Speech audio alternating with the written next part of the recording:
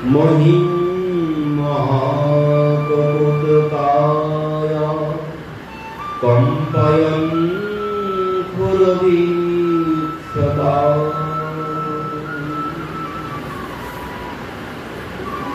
तो आजकेर এই দিনে ভগবান অরিষ্টাসুরকে বধ করেছিলেন। এই অরিষ্টাসুর এই ব্রজবাসীদেরকে খুব অত্যাচার করত। মানে কংস এখনকার দিনে যেমন পাকিস্তান করছে, চারিদিকে জঙ্গি সব দিয়ে রেখেছে, তো ঠিক তেমন কংসও ঠিক এমনই কাজ করত। চারিদিকে তার ওই রাক্ষসদেরকে, অসুরদেরকে এক এক জায়গায় এক একজনাকে ও বসিয়ে রেখেছে। আর তারা সবাই ছদ্মবেশেই থাকতো। তারা সবাই ছদ্মবেশে সবার মধ্যে মিশে থাকতো, কেউ তাদেরকে চিনতে পারত না।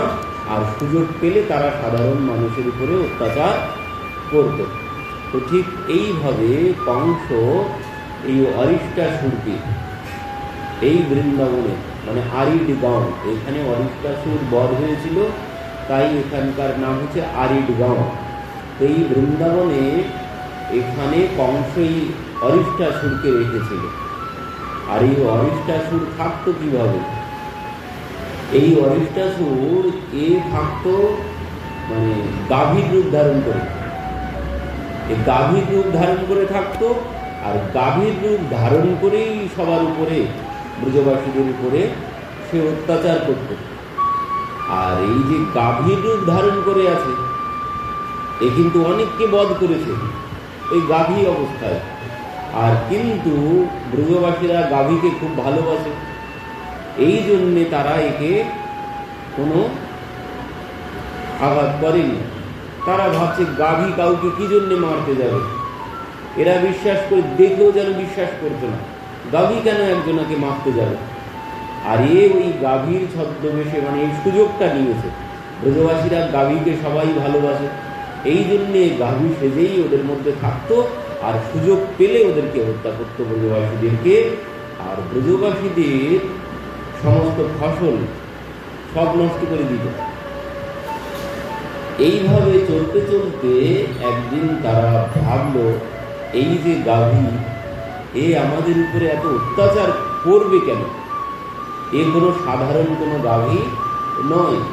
তো এই জন্যে তারা একদিন গোপালকে বলল, গোপাল, এক গাভী আমাদেরকে বড় অত্যাচার করছে, অনেকে হত্যাও করেছে সে। ভগবান এই কথা শুনে এসেছেন ওই যেখানে রাধা কুণ্ড, ওইখানে। আগে কিন্তু কুণ্ড ছিল না, আগে মাঠ ছিল, সব জঙ্গল ছিল, মাঠ ছিল, চাষবাস হতো সব কিছু। তো ভগবান ওখানে এসেছেন। ভগবান যখন এসেছেন, তিনি এসে দেখছেন ওই অরিষ্টাসুর ব্রজবাসীদের ক্ষেত ফসল সব নষ্ট করে দিচ্ছে। ভগবান যখন এসেছেন, ভগবানকে দেখে ওই যেগুলোকে ষাঁড় বলি আমরা, শিং নাড়া দিতে দিতে আর বিশাল গর্জন করতে করতে ও ভগবানের দিকে এগিয়ে এসেছে। আর যেই ভগবানের কাছে এসেছে, ভগবান কি করেছেন, ওর ওই দুই শিং ধরে এমন করে পাক দিয়েছে, ধরে 25 হাত দূরে গিয়ে পড়েছে। দুই হাত দিয়ে শিং ধরে এমন করে পাক দিয়ে ছেড়ে দিয়েছে, ও 25 হাত দূরে গিয়ে পড়েছে। এবার সেখান থেকে উঠে ও কি করেছে, ওই শিং দিয়ে মাটি খুঁড়তে খুঁড়তে ভগবানের দিকে ভয়ঙ্কর হুঙ্কার করতে করতে ভগবানের দিকে এগিয়ে আসছে। এবার যেই ভগবানকে ওই শিং দিয়ে আঘাত করতে যাবে, ভগবান কি করেছে, নিজের চরণ দিয়ে ওর মাথায় লাথি মেরেছে। আর যেই ভগবান লাথি মেরেছেন, ও ওখানে পড়ে গেছে। আর যেই পড়ে গেছে, ভগবান ওই দুই হাত দিয়ে ওর দুই শিং টেনে উঠে ছিঁড়ে নিয়েছেন, দুই শিং তুলে নিয়েছেন, নিয়ে ওই শিং দিয়ে প্রহার করে করে, মানে মেরে মেরে ওর প্রাণ বার করে দিলেন। এবার যেই প্রাণ বেরিয়ে গেল, সঙ্গে সঙ্গে অরিষ্টাসুর ব্রাহ্মণের রূপে সেখানে আবির্ভূত হল। ব্রাহ্মণের রূপে আবির্ভূত হয়ে সে ভগবানের স্তব স্তুতি করতে লাগলো। কেন? এ কোনো অসুর নয়, এই যে অসুর হয়েছে গুরুর অভিশাপে, এই গুরুর অভিশাপে এই অসুর জনি প্রাপ্ত হয়েছে। কেন? এর নাম হচ্ছে বরতন্তু। ইনি হচ্ছেন গুরুদেব বৃহস্পতির শিষ্য, ব্রাহ্মণ ছিল জাতিতে।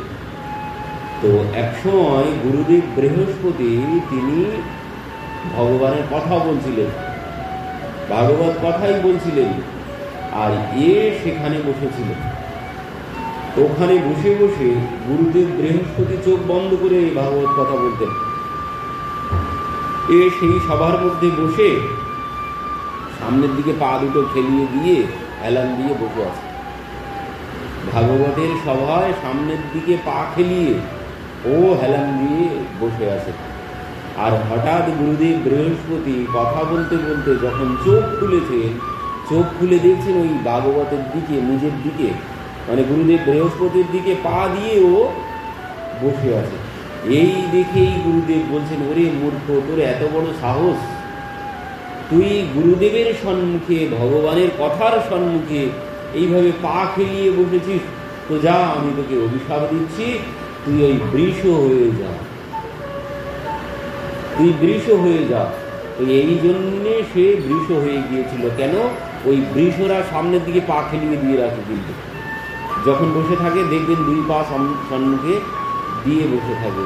তো বলছেন, ওই তুই যেমন আমার দিকে, ভগবানের কথার দিকে, ভাগবত মানে ভগবান, ভগবানের দিকে তুই পা খেলিয়ে বসেছিস, তো তুই এই বৃষ জনিতে চলে যা। তো ভগবানের কথায় কোনোদিন সম্মুখে পা খেলিয়ে কোনোদিন বসতে নেই। ভগবানের কথায় আরো অনেক নিয়ম আছে। কোনোদিন কথা বলতে নেই, কোনোদিন ভোজন করতে নেই, কথায় বসে কোনোদিন কথা বলতে নেই। বাড়ির কোনো অন্য গল্প এখানে করতে নেই, অপরাধ হয়। কোনোদিন ভোজন করতে নেই, ঘুমাতে নেই, ভগবানের কথায় বসে ঘুমাতে নেই। করলে কি হবে এই সমস্ত কর্ম? বলছেন ভগবানের কথাকে অবজ্ঞা করা হয়, আর এর জন্য অপরাধ হয়। কি বলছেন? হরের অপি অপরাধন কুর্যাত দ্বিপাদ পাশুলঃ। হরের অপি অপরাধন কুর্যাত দ্বিপাদ পাশুলঃ সর্ব অপরাধ কৃতয়োপি হরি সংশ্রয় উচ্যতে। এর অর্থ হচ্ছে ভগবানের কথা শ্রবণ করলে সমস্ত পাপ থেকে মুক্ত হওয়া যায়। ভগবানের কথায় সমস্ত পাপ থেকে মুক্ত হওয়া যায় এই কথা শ্রবণ করলে। কিন্তু হরের অপি অপরাধন বলছেন, এই কথায় এসে যদি কেউ অপরাধ করে তাহলে সে অপরাধ থেকে তো মুক্ত হওয়া দূরে থাক, আরো বেশি করে অপরাধের মধ্যে ডুবে যাবে। কি বলছেন? সে পশুজনি প্রাপ্ত হবে যদি কেউ ভগবানের কথা এসে অপরাধ করেন। কি কি অপরাধের মধ্যে? পা খেলিয়ে বসা, কথা বলা, ঘুমানো, ভোজন করা, এই সমস্ত কর্ম যদি কেউ করেন ভগবানের কথায় বসে, তাকে পশু জনিতে যেতে হবে। তো এই বরতন্তু গুরুদেব বৃহস্পতির অভিশাপে সে এই বৃষজনি লাভ করেছিল। এবার বৃষজনি লাভ করে সে এই ধরাধামে চলে এসেছে। ধরাধামে চলে এসে সেই আসরিক স্বভাব লাভ করেছে। একদিন কি হয়েছিল? কংস দিগ্বিজয়ে বেরিয়েছিল। ওই কংসের সম্মুখে পড়ে গেছে। কংসের সম্মুখে পড়ে কংসের সঙ্গেই লড়াই করতে শুরু করেছে। কংসের সঙ্গে যখন লড়াই করতে শুরু করেছে, কংসের সাথে হেরে গেছে। কংসের কাছে যখন হেরে গেছে, কংস একে মেরে ফেলতে গেছে। তখন কংসকে বলছেন, মহারাজ আপনি আমাকে বধ করবেন না, আপনি আমার প্রাণ ভিক্ষা দিন। তখন কংস বললেন, ঠিক আছে, আমি তোকে প্রাণ ভিক্ষা দিচ্ছি, কিন্তু আমার কথা শুনে চলতে হবে, আমি যা বলবো তাই করতে হবে। তো ওই কংস একে ওই বৃন্দাবনে বসিয়ে দিলেন, বললেন তুই এখানে থাকবি আর ওই বৃন্দাবনবাসীদের উপরে অত্যাচার করতে থাকবি। ওই যেভাবে অগাসুর বগাসুর সবাই ব্রজবাসীদেরকে অত্যাচার করে, ওই ব্রজবাসীদের উপরে অত্যাচার করতে থাকে। কিন্তু যখন গোপাল একটু বড় হলো, তখন ব্রজবাসীরা সব গোপালকে বলল। গোপাল তখন একে বধ করলেন। ভগবান সেই অরিষ্টাসুরকে যখন বধ করলেন, স্বর্গ থেকে দেবতারা পুষ্প বৃষ্টি করতে লাগলেন। ব্রজবাসীরা সবাই দূর থেকে দেখছে, আর ব্রজবাসীরা সবাই নিজেদের মধ্যে বলাবলি করছে যে গোপাল এত বড় অসুর, মানে বিশাল পর্বতাকার, যেমন তেমন আমরা যে সমস্ত গাভী দেখতে পাই অমন নয়, এ পর্বত আকার, পর্বতের সমান বড় উচ্চতায়ের। তো সেই রূপে যখন উঠেছে, ভগবানের সাথে লড়তে লড়তে প্রাণ হারালো। দেবতারা পুষ্প বৃষ্টি করতে থাকলেন উপর থেকে, আর ব্রজবাসীরা সবাই দূর থেকে দেখছে। ব্রজবাসীরা দেখছে,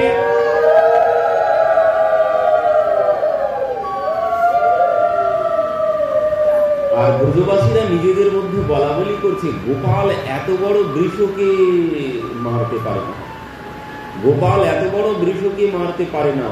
গোপাল যখন এই সমস্ত কর্ম করে, যখন অসুর বধ করে, তখন গোপালের উপরে একটা বিশেষ শক্তি এসে ভর করে, আর সেই শক্তিতে গোপাল এত বড় বড় কার্য করে। গোপাল আমাদের এই সমস্ত কাজকর্ম করতে পারে না। নন্দ মহারাজের কর্ণে গেছে, নন্দ মহারাজকে সবাই বলাবলি করছে তোমার ছেলে এত বড় বড় কর্ম করছে, তোমার ছেলে সাধারণ কেউ না, ভগবানই হবে হয়তো।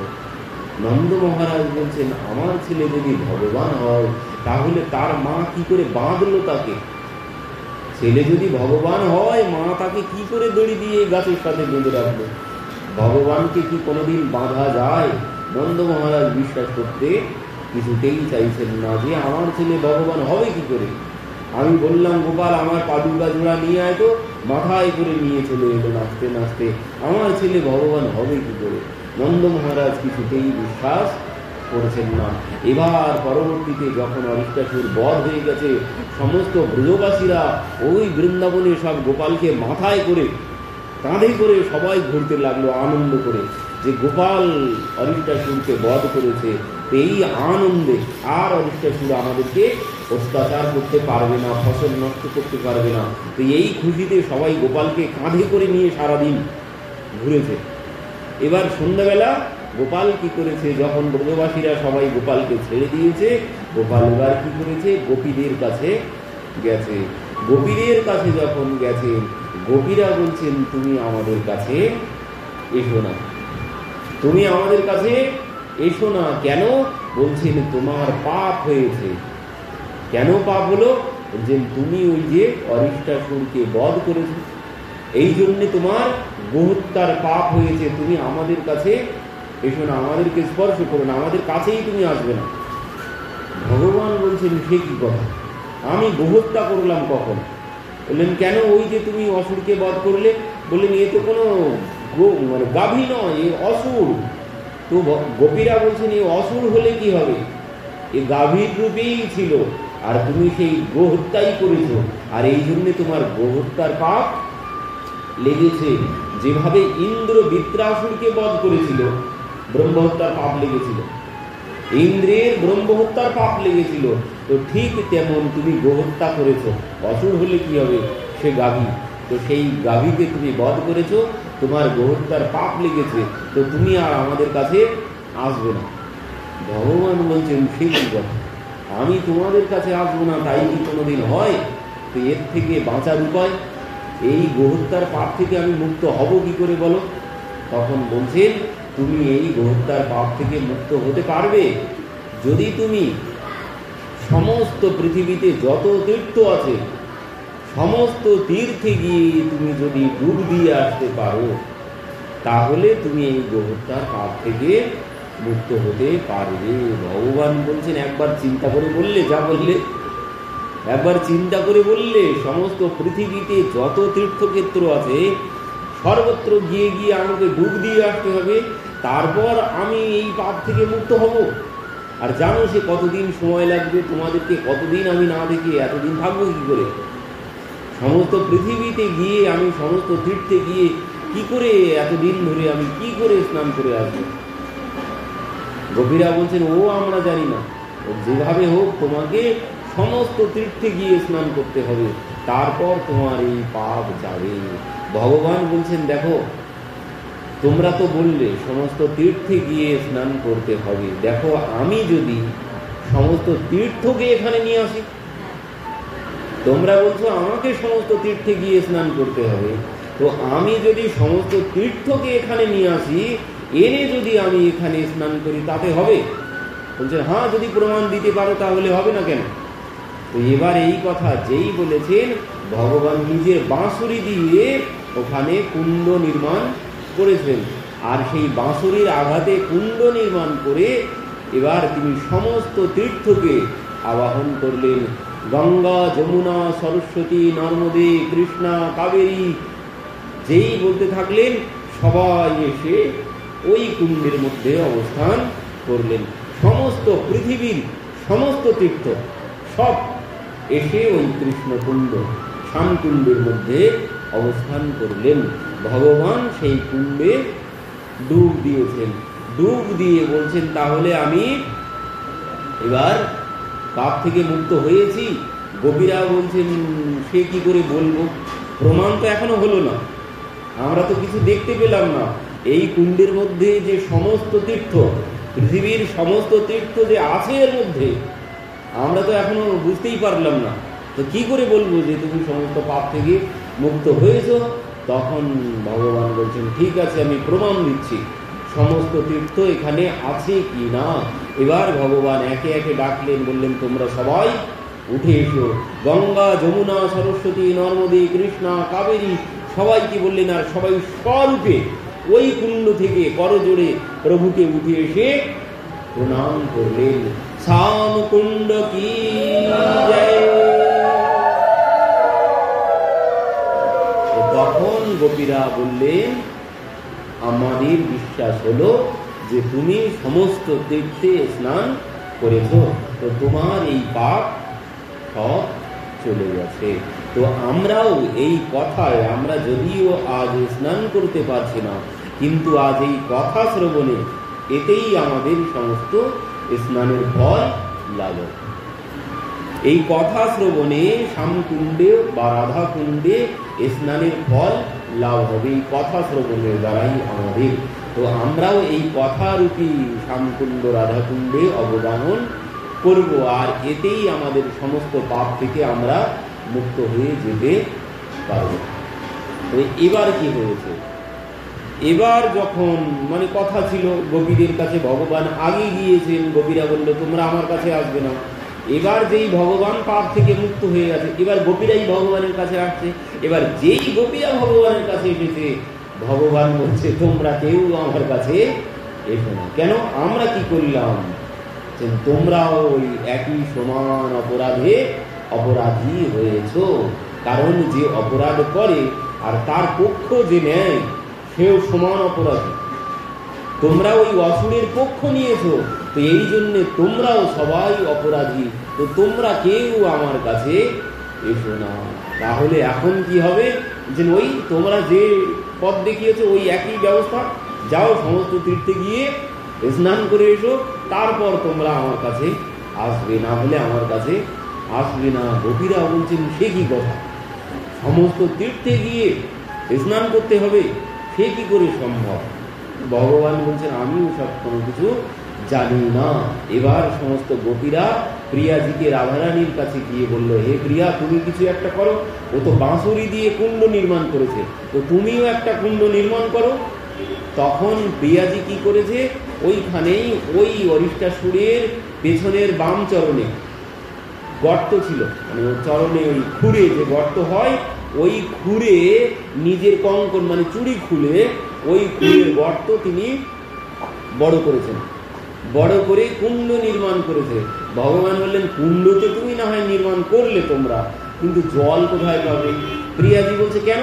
আমরা সরোবর থেকে, যমুনা থেকে সমস্ত জল এনে এনে এই কুণ্ড পূর্ণ করব। যাও যমুনা থেকে জল নিয়ে এসো।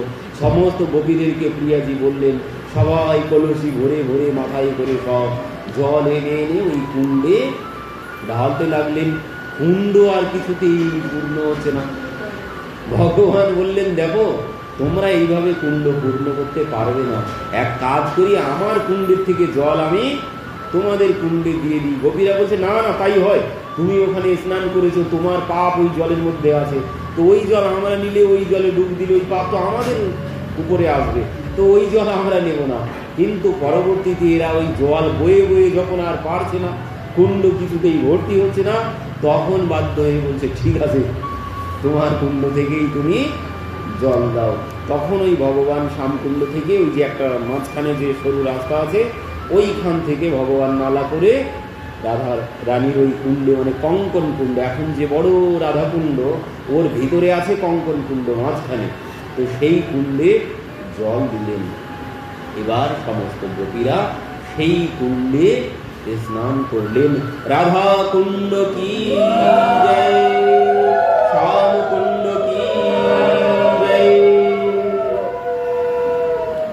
তো এই রাধা কুণ্ড আর ভগবানের মধ্যে, এই রাধা কুণ্ড আর শ্যামকুণ্ড, রাধা কুণ্ড আর রাধারানীর মধ্যে, আর শ্যামকুণ্ড আর ভগবান শ্রীকৃষ্ণের মধ্যে কোনো কিন্তু ভেদ নেই। যেই ভগবান সেই শ্যামকুণ্ড, যেই প্রিয়াজি সেই রাধাকুণ্ড। এ ভগবানের এক রূপ। যেমন মৎস্য কুর্ম বরাহ আদি যত অবতার হয়েছে, এও ঠিক একটি অবতার শ্যামকুণ্ড রাধাকুণ্ড। এই রাধাকুণ্ডের মহিমা কি বলছেন? এই রাধাকুণ্ডে যে একবার করে স্নান, তারে রাধা সম প্রেম কৃষ্ণ করেন দান। রাধাকুণ্ডে যিনি একবার স্নান করবেন, ভগবান তাকে রাধারানীর ভিতরে যেমন প্রেম আছে, ওই প্রেম ভগবান তাকে দান করবেন। এই রাধাকুণ্ডে এমন মহিমা। এই কুণ্ড কি? এই কুণ্ড হচ্ছে ভগবানের যে অনন্ত শক্তি। অনন্ত শক্তির মধ্যে ভগবানের তিন শক্তি প্রধান। অনন্ত শক্তির মধ্যে ভগবানের তিন শক্তি প্রধান। তিন শক্তি কি কি? চিৎ শক্তি, মায়া শক্তি আর জীব শক্তি। ভগবানের তিন শক্তি মানে প্রধান শক্তি। সেই প্রধান শক্তি হচ্ছে চিৎ শক্তি মানে অন্তরঙ্গা শক্তি, আর মায়া শক্তি মানে বহিরঙ্গা মায়া, জগৎ যে মায়ার দ্বারা চলছে, আর জীব শক্তি তটস্থা শক্তি মানে যে শক্তিতে আমি কথা বলছি বা কর্ম করছি। তো এই তিন শক্তি, এই তিন শক্তির মধ্যে অন্তরঙ্গা শক্তি বা চিৎ শক্তি আবার তিন প্রকারের। এই তিন প্রকারের শক্তি কি? সন্ধিনী, সম্বিত আর লাদিনী, তিন শক্তি। তো এই সন্ধিনী, সম্বিত আর লাদিনী, সন্ধিনী শক্তি। সন্ধিনী শক্তি কাকে বলে? বলেন যে শক্তির দ্বারা ভগবান তার ধামকে প্রকট করেন, সেই শক্তিকে বলে সন্ধিনী শক্তি। বৃন্দাবন ধাম আর ভগবানের মধ্যে কোনো কিন্তু ভেদ নেই। এই ধাম কিভাবে ভগবান তৈরি করেছেন? বলছেন ভগবানের অনন্ত শক্তির মধ্যে তিন শক্তি, সেই তিন শক্তির মধ্যে সন্ধিনী শক্তি। সেই সন্ধিনী শক্তির দ্বারা ভগবান এই ধাম বা এই রাধাকুণ্ড, এই শ্যামকুণ্ড প্রকট করেছেন। তো এর সাথে আর ভগবানের সাথে কোনো ভেদ নেই। রাধাকুণ্ড শ্যামকুণ্ড যেমন, ঠিক ভগবানও ঠিক তেমন, প্রিয়জিও ঠিক তেমন, কোনো ভেদ নেই। বৃন্দাবন আর ভগবানের মধ্যে কোনো ভেদ নেই। এ ভগবানেরই একটি রূপ, ভগবানেরই একটি রূপ। এটা ভালো করে বুঝতে হবে। ভগবান ছাড়া মানে ভগবান আর বৃন্দাবনের মধ্যে কোনো কিন্তু ভেদ নেই। ভগবানের যেমন গোবর্ধন ভগবানের একটি রূপ, এর মধ্যে কোনো ভেদ নেই। ঠিক তেমন শ্যামকুণ্ড রাধাকুণ্ড ভগবানের আর প্রিয়াজির একটি রূপ, এর মধ্যে কোনো ভেদ নেই। তো এই রাধাকুণ্ডে যিনি একবার স্নান করবেন, তাকে ভগবান রাধা সম প্রেম দান করেন। আরো কি বলছেন? সব গোপী হইতে কৃষ্ণের রাধা প্রেয়সী, তৈছে রাধাকুণ্ড প্রিয় প্রিয়ার সরসী। সব গোপী হইতে কৃষ্ণের রাধা প্রেয়সী মানে সমস্ত গোপীদের মধ্যে শ্রেষ্ঠা হচ্ছে রাধারানী। তো যেমন রাধারানী শ্রেষ্ঠা, ঠিক তেমন কুণ্ড মানে ভগবানের কাছে রাধারানী যেমন প্রিয়, ঠিক কুণ্ড একই রকম প্রিয়। কুণ্ড রাধারানী যেমন ভগবানের কাছে প্রিয়, ঠিক রাধা কুণ্ডটাও ভগবানের কাছে ঠিক অমন প্রিয়। কেন প্রিয়? কারণ দুইজনের মধ্যে কোনো, এই রাধাকুণ্ড আর রাধারানীর মধ্যে কোনো ভেদ নেই। এই রাধাকুণ্ড শ্যামকুণ্ড সপ্তকালের গহ্বরে হারিয়ে গিয়েছিল। কিন্তু পরবর্তীতে কি হলো, ভগবান যখন লীলা সম্বরণ করেছিলেন, পরবর্তীতে কি হলো, বজ্রনাভ এলেন, মানে ভগবানের পুত্র প্রদ্যুম্ন, প্রদ্যুম্নের পুত্র অনিরুদ্ধ, আর অনিরুদ্ধের পুত্র হচ্ছে বজ্রনাভ। এই বজ্রনাভ চারিদিকে, মানে বজ্রনাভ যখন এসেছেন তখন কিন্তু সমস্ত লীলাভূমি সব জঙ্গলে ভরে গেছে। বৃন্দাবনে কোথায় রাধাকুণ্ড, কোথায় শ্যামকুণ্ড, কোনো কিছু আর ছিল না। পরবর্তীতে তিনি গেলেন কার কাছে, গর্গাচার্যজি, যে গর্গাচার্যজি নামকরণ করতে এসেছিলেন ভগবানের। তো সবাই চলে গিয়েছিল, এনারা ছিলেন, গর্গাচার্যজি ছিলেন, ভাগরী ঋষি ছিলেন, শাণ্ডিল্য ঋষি ছিলেন। তো এনাদের কাছে বজ্রনাভ গিয়েছিলেন।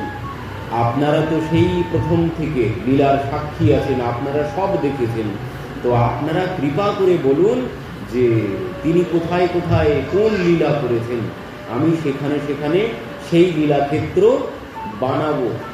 তো বজ্রনাভ যখন গিয়ে বললেন তাদের কাছে, তারা কি বললেন, বলছেন আমাদের বলতে হবে না, আমাদের বলতে হবে না কোথায় কোন লীলা হয়েছে, তুমি ওই ভূমিকে প্রণাম করে ভূমিকেই নিবেদন করো।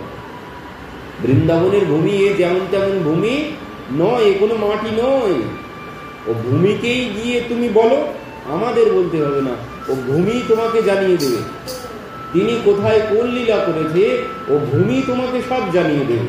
ও ভূমি যেমন তেমন কোনো ভূমি নয়, এই ভূমির কাছে যে যা চায় সে তাই পায়, এই ভূমির এমন মহিমা। তো তুমি ওই ভূমিকেই বলো, আমাদেরকে যে কথা বলেছ ওই কথা ওই ভূমিকে প্রণাম করে ভূমিকে নিবেদন করো। এই কথা যখন বজ্রনাভ শুনলেন, তিনি ওই বৃন্দাবনের ভূমিতে মাথা নত করে ওই ভূমিকেই বললেন যে আমার প্রভু কোথায়, আমার পূর্বপুরুষ তিনি কোথায় কোন লীলা করেছেন, কৃপা করে আমাকে জানিয়ে দিন। বজ্রনাভের সম্মুখে সমস্ত লীলাভূমি আস্তে আস্তে সব প্রকট হয়ে গেল।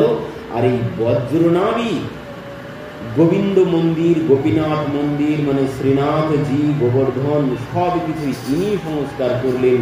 গোপীনাথের বিগ্রহ, গোবিন্দদেবের বিগ্রহ সব ইনি, শ্রীনাথজির বিগ্রহ সবই বজ্রনাভের হাতে বানানো, সব ইনি বানিয়েছিলেন। ভগবানের বিগ্রহ যত যত বৃন্দাবনে পুরানো বিগ্রহ সবই বজ্রনাভ বানিয়েছিলেন। তো পরবর্তীতে এই বজ্রনাভ মানে জঙ্গলে তো ভরে গিয়েছিল, তিনি সমস্ত জঙ্গল পরিষ্কার করে মথুরাবাসীদের ওইখানে এনে বাসভূমি নিজে তৈরি করে দিয়েছিলেন। তারপরে আবার সব হারিয়ে গেল, তার পরবর্তীতে পুনরায় সব হারিয়ে গেল। এবার কি হলো, এবার মহাপ্রভু এসে ভক্তদেরকে নিয়ে তিনি বৃন্দাবনের উদ্দেশ্যে যখন গমন করলেন, তখনও বৃন্দাবন সব জঙ্গল, কোনো কিছু ছিল না। মহাপ্রভু যখন বৃন্দাবনে গেছেন সব জঙ্গল, রাধাকুণ্ড, শ্যামকুণ্ড, বজ্রনাভ সংস্কার করেছিলেন, কিন্তু সে সব আবার মাটিতে সব ভরে গিয়েছিল। মহাপ্রভু যখন গেলেন, মহাপ্রভু নাচতে নাচতে বৃন্দাবনের উদ্দেশ্যে চলেছেন।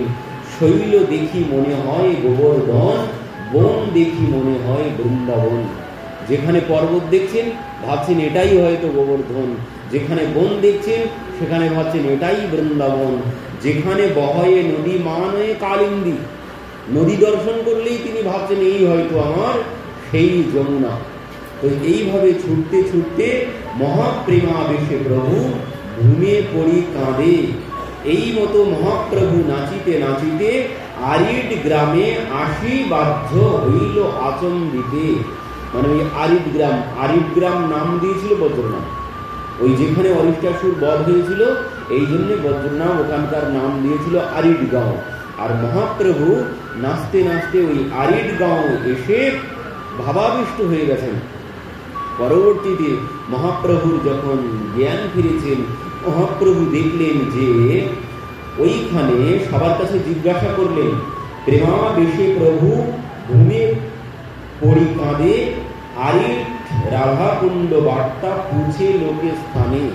মানে রাধাকুণ্ডের কথা তিনি সবার কাছে জিজ্ঞাসা করলেন। কেহ নাহি জানে সঙ্গে ব্রাহ্মণ না জানে, তীর্থ লুপ্ত জানি প্রভু সর্বজ্ঞ ভগবান, দুই ধান্য ক্ষেত্র অল্প জলে প্রভু করেন স্নান। মানে সবার কাছে জিজ্ঞাসা করেছেন, কেউ বলতে পারলেন না। পরবর্তীতে মহাপ্রভু ঘুরে ঘুরে ঘুরে ঘুরে ওখানে দেখলেন ওই দুইটি ধান ক্ষেত, তখন ওখানে ধান চাষ হতো, কিন্তু ধান চাষ হলে কি হবে, ওর মধ্যেই ওই এক জায়গায় কালো রঙের ঘাস হয়েছে আর এক জায়গায় সাদা রঙের ঘাস হয়েছে। মানে শ্যামকুণ্ডে হয়েছে কালো রঙের ঘাস, শ্যামকুণ্ডে কালো রঙের ঘাসে ভরে গেছে, আর রাধাকুণ্ডে সাদা রঙের ঘাস হয়েছে। এই মহাপ্রভু ঘাসের মধ্যে গিয়ে ডুব দিচ্ছে, ঘাসের মধ্যে কাদার মধ্যে গিয়ে ডুব দিচ্ছেন। ভক্তরা গিয়ে বলছেন, প্রভু এই ঘাসের মধ্যে কেন ডুব দিচ্ছেন? তখন প্রভু বলছেন, এ কোনো ঘাস নয়, এই হচ্ছে রাধাকুণ্ড আর শ্যামকুণ্ড।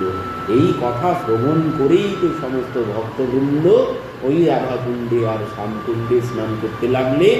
মহাপ্রভু কি করলেন, ওই রাধাকুণ্ডে স্নান করলেন, প্রথমে শ্যামকুণ্ডে স্নান করলেন, করে তিনি ওখান থেকে ওই যে শ্যামকুণ্ডের যে রজ, রাধাকুণ্ডের যে রজ, এই রজ নিয়ে এবার নিজের অঙ্গে তিলক করলেন। আর এই সেখান থেকেই ভক্তগণ এই রাধাকুণ্ডের রস দিয়ে তিলক করেন। মহাপ্রভু সর্ব অঙ্গে এই রাধাকুণ্ডের রস দিয়ে তিলক করেছিলেন। প্রথম মহাপ্রভু রাধাকুণ্ডের রসে তিলক করেছিলেন।